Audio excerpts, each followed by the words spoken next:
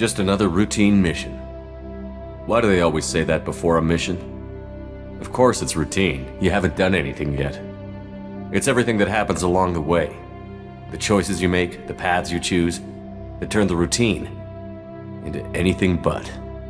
Of course, that's how it started. A routine mission, answering a distress call. And look where that got me. We were testing out the Normandy, Captain Anderson's new ship, when the distress call came in. An Alliance patrol on Eden Prime had been attacked. They'd seen something they couldn't explain. And whatever it was massive. I hit the ground with my lieutenant, Caden Olenko. A good kid, loyal, by the book, with a talent for biotics. We came across the lone survivor of the patrol, Gunnery Chief Ashley Williams. A soldier to the core. Tough, disciplined, ready to take on whatever came her way. Ashley joined up with us and took us to the spot where she lost her squad. That's when we saw it. The ship. Like nothing I'd ever seen. It was massive, scorching the colony and everything around it as it blasted away. We followed the path of destruction to an artifact, a beacon left by a long-dead race called the Protheans. The colony had dug it up, and whoever attacked them had tried to take it. Chief Williams made the mistake of getting too close. It hit her with some type of energy. I grabbed her and threw her out of the way. That's when it hit me. Hard. Every muscle in my body went rigid. I couldn't move, could barely breathe. Everything went black. And then I saw something. A vision. A dream. A nightmare. By the time I woke up, we were halfway to the Citadel on our way to meet the Council. I was expected to explain what I'd seen. Anderson came along. So did Adina, our political representative on the Citadel.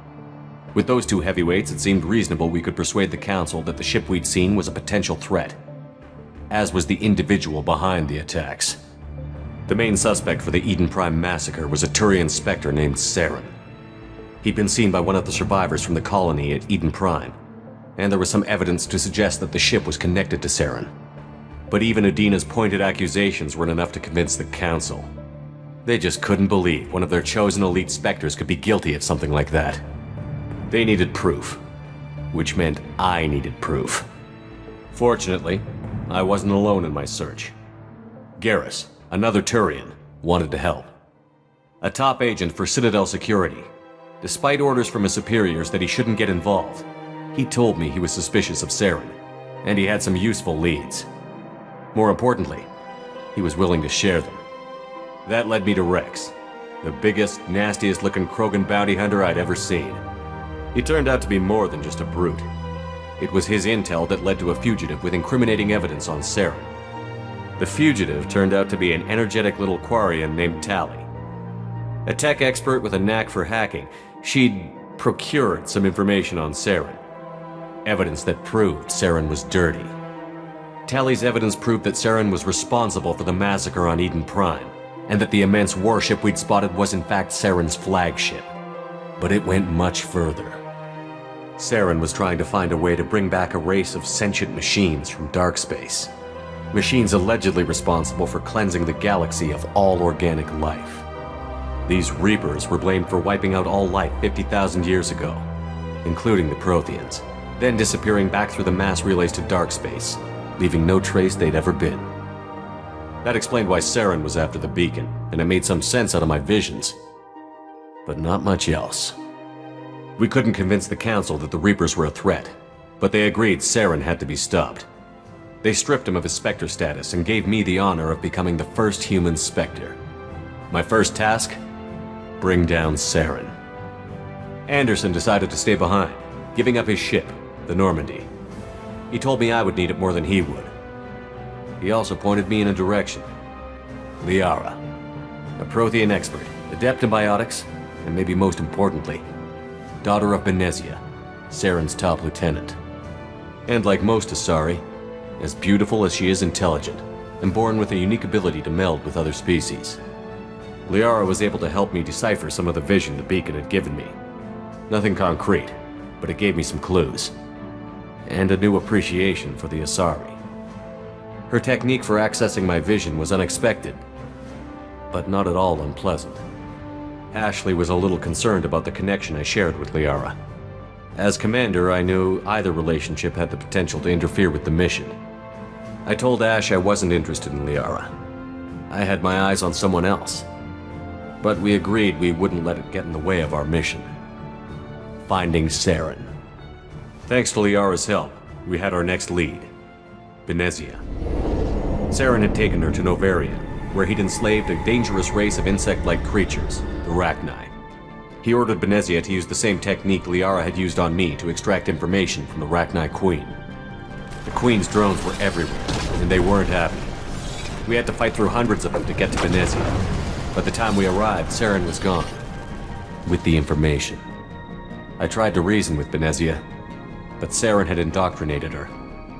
He had somehow acquired the ability to control people's actions and wills. Benezia wouldn't surrender, and Liara was forced to watch her mother die in her arms. And I was left with an angry, dangerous Rachni Queen to deal with. She claimed her drones would do no harm if I released her. But the Rachni had terrorized the galaxy before. I couldn't do it. I wouldn't doom an entire species for past sins. And the Queen was true to her word.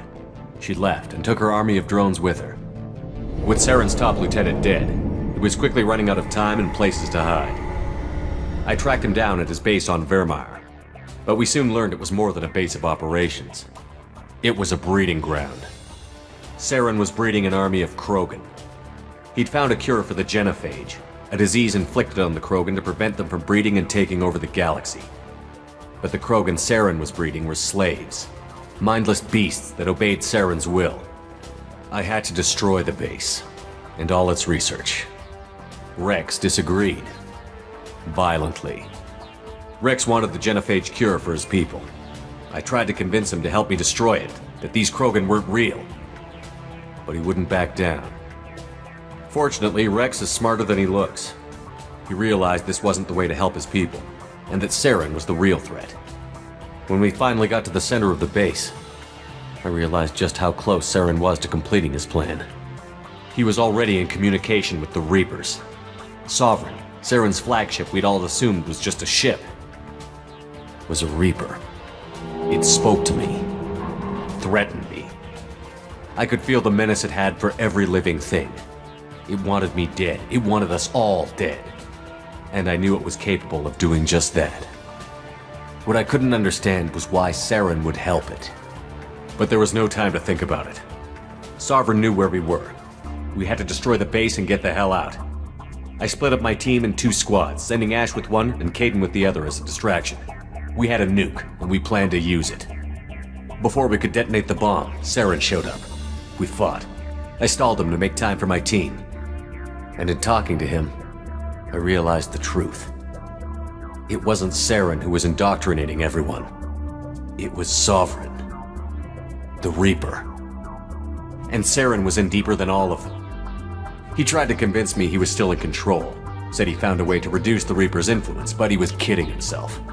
Or believing the lies Sovereign was telling him. Before I could convince him to stop, he ran, leaving me just seconds to extract my squad mates. I tried, but I wasn't fast enough. I could only save one of them. Caden was a good man, and a great soldier. But I had to choose, and I chose Ash. That was the last time Saren would slip away from me. I knew then, the next time we met, one of us would die. With my team mostly intact, we chased Saren and his army to Ilos, a long-lost planet that had once belonged to the Protheans. As we prepared for what we knew would be a desperate fight, I spoke to my crew. We were just one ship, against Saren's growing army. I assured them all that despite the odds, we could defeat him. But Ash saw through my words. She knew I was hurting after Caden's death. She could sense my doubts. We both knew this mission could be our last. Until that moment, we'd put our feelings aside for the sake of that mission. But why wait? We gave in to each other, and it was perfect. While it lasted.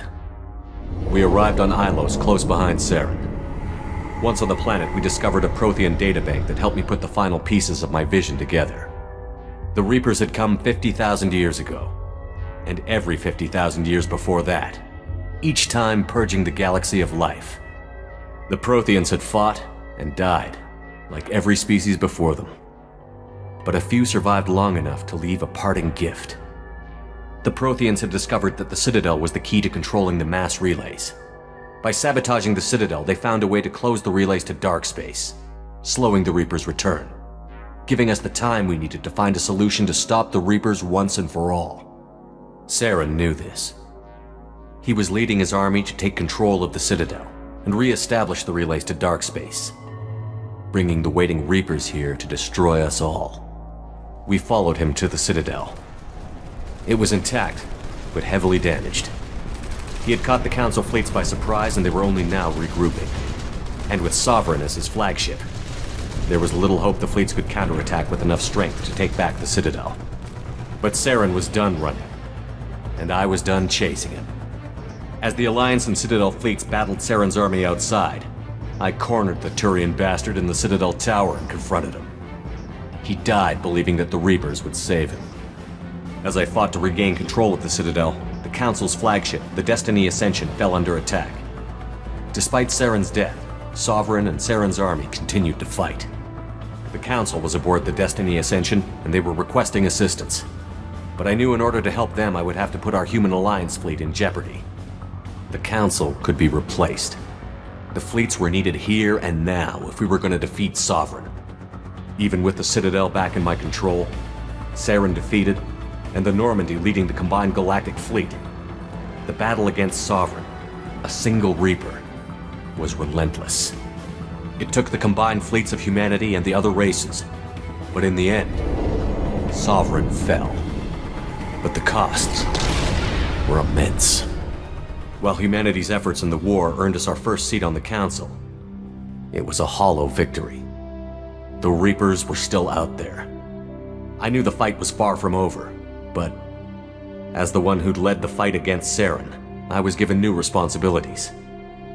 The choice of humanity's first counselor was left for me to decide. On the one hand, Udina, the lifetime politician.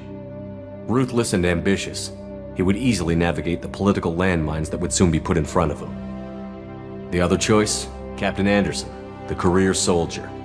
Tough but fair, but a friend, and someone I could trust. Both great leaders in their own right. Anderson didn't want the job, which was a sure sign he'd be perfect for it. No ambition to get in the way. The war was over. The threat had passed. In time, the Council would rebuild itself. The Citadel could be repaired. Even the pain of lost friends would fade.